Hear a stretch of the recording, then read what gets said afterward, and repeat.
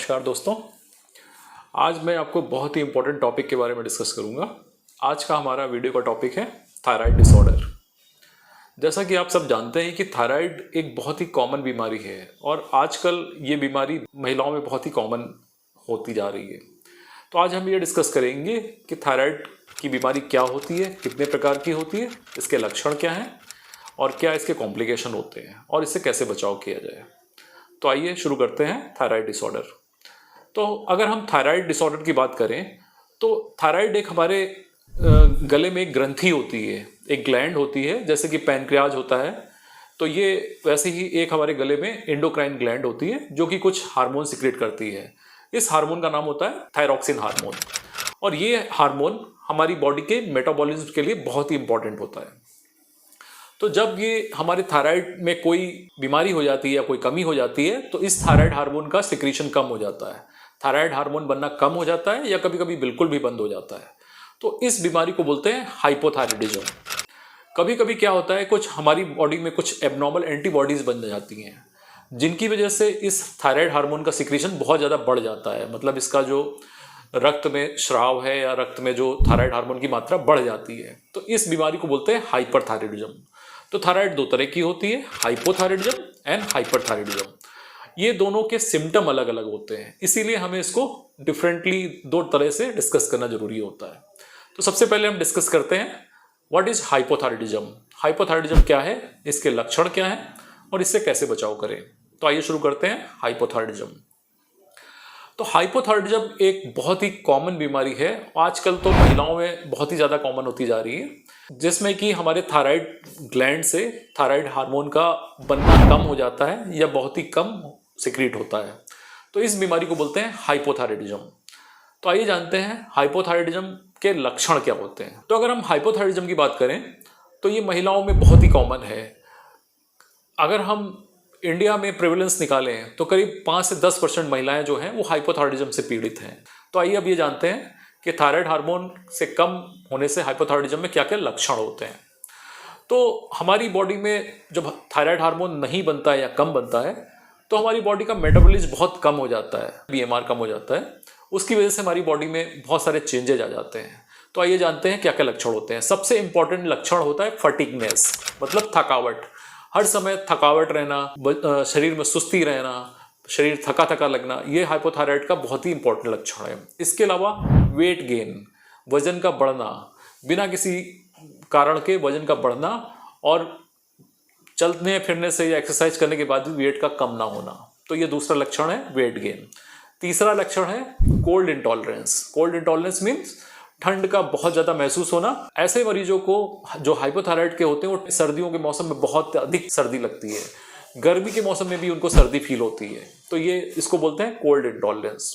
इसके अलावा पैरों में सूजन आ जाना, मसल क्रैम्प्स होना, बालों का गिरना, स्किन का पेल होना, मतलब स्किन पीली होनी या पतली होनी। इसके अलावा सुस्ती होना, लिथार्जी होना और हड्डियों में कमजोरी आना, मेंस्ट्रुअल साइकिल या मासिक धर्म में इरेगुलर होना। इरेगुलर मतलब टाइम पे ना होना, बहुत ज़्यादा टाइम बढ़ जाना या टाइम कम हो जाना, ये भी हाइपोथायराइड के बहुत इंपॉर्टेंट लक्षण हैं। तो ये जो मैंने लक्षण बताए ये सारे नॉन स्पेसिफिक लक्षण होते हैं, क्योंकि ज़्यादातर महिलाएं जो आती हैं हमारे पास उनमें यही लक्षण होते हैं कि डॉक्टर साहब हमें वजन बहुत ज़्यादा बढ़ रहा है, पैरों में स्वेलिंग हो रही है, थकावट सी रहती है, जबकि हम खाना भी अच्छा खाते हैं, डाइट भी हमने लिमिट कर रखी है, उसके बाद भी हमारा वजन कम नहीं हो रहा है। तो ऐसे मरीजों को अपना थायराइड जरूर चेक कराना चाहिए और अगर हाइपोथायराइड होता है तो उसके लिए हमें दवाएं लेनी होती हैं।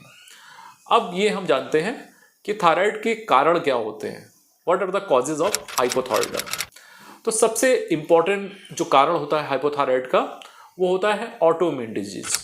ऑटोइम्यून डिजीज मीन्स कि हमारी शरीर में कुछ ऑटो एंटीबॉडीज बन जाती हैं।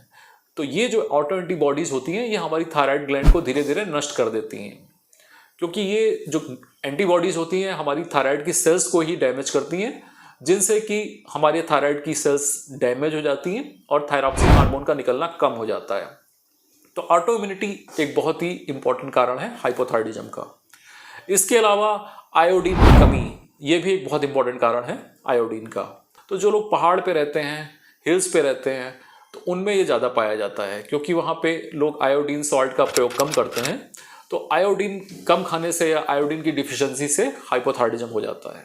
तो ये दो महत्वपूर्ण कारण हैं जिन पे कि हाइपोथायराइडिज्म होता है। तो ये हाइपोथायराइड है या नहीं है, ये हमें एक तो सिम्टम से पता लगता है, दूसरा इसके लिए हमें थायराइड के कुछ टेस्ट कराने पड़ते हैं। अब आइए जानते हैं क्या क्या टेस्ट होते हैं। तो अगर कोई भी मरीज जिसको कि हम हाइपोथायराइडिज्म सस्पेक्ट कर रहे हैं, तो उसके लिए हमें थायराइड प्रोफाइल करानी होती है। थायराइड प्रोफाइल क्या होती है? इसमें 3 हार्मोन होते हैं, TSH, free T3 and free T4। जो फ्री T3 T4 होता है ये एक तरह का हार्मोन होता है जो थायराइड ग्लैंड से सिक्रीट होता है, और TSH एक इन्हीं को रेगुलेट करने वाला हार्मोन होता है जो कि हमारे ब्रेन से निकलता है, पिट्यूटरी से निकलता है। तो ये 3 चीजें हम चेक करा के या टेस्ट करा के पता लगा सकते हैं कि इस पेशेंट को हाइपोथायराइड है कि नहीं। आइए अब ये जानते हैं कि थायराइड से कैसे बचाव किया जाए। तो बचाव का सबसे इम्पॉर्टेंट तरीका ये है कि हम इसके सिम्टम देखें कि सिम्टम क्या है, जो मैंने पहले आपको बताया, डिस्कस किए। ये बहुत इंपॉर्टेंट सिम्टम होते हैं थायराइड ग्लैंड के, और महिलाओं में बहुत कॉमन होते हैं। अगर हम महिलाओं और पुरुषों की बात करें तो थायराइड महिलाओं पुरुषों की अपेक्षा महिलाओं में बहुत ही कॉमन है, और यूजली ये प्रेगनेंसी के बाद बढ़ जाता है। बहुत सारी महिलाएं ऐसी होती हैं जो प्रेगनेंसी के बाद जिनका वेट कम नहीं होता है, वेट बढ़ता रहता है, और ये कमजोरी होती है, मांसपेशियों में खिंचाव होता है, दर्द होता है। तो ऐसे लोगों का हमें थायराइड जरूर चेक कराना चाहिए। बचाव के लिए एक बार अगर थायराइड की बीमारी हो जाती है तो ये लाइफ लॉन्ग रहती है, मतलब इसको पूरी तरह से ठीक नहीं किया जा सकता है, क्योंकि ये जो हमारी थायराइड ग्लैंड में डैमेज होता है, थायराइड ग्लैंड की जो सेल्स डैमेज होती है, नष्ट होती हैं, वो हमेशा के लिए होती हैं। तो उसको हम किसी भी तरह से पूरी तरह से ठीक नहीं कर सकते हैं। तो इसके लिए हमें जो दवाएं खानी पड़ती हैं हम लोगों को, ये जीवन भर खानी पड़ती है।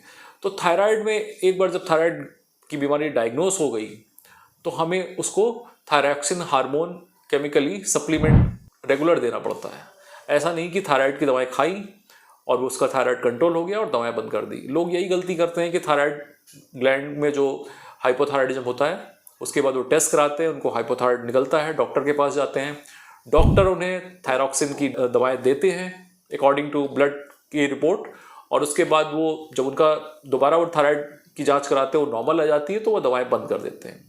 क्योंकि ये एक परमानेंट डैमेज होता है थायराइड ग्लैंड में, तो इसलिए इसकी दवाएं हमें जीवन भर खानी पड़ती हैं, दवाएं को बंद नहीं करना पड़ता है। अगर दवाएं बंद करेंगे तो ये थायरॉक्सिन हार्मोन का रिलीज जो होता है, या जो थायरॉक्सिन हार्मोन की कमी होती है, बनी रहती है और सिम्टम फिर से आ जाते हैं।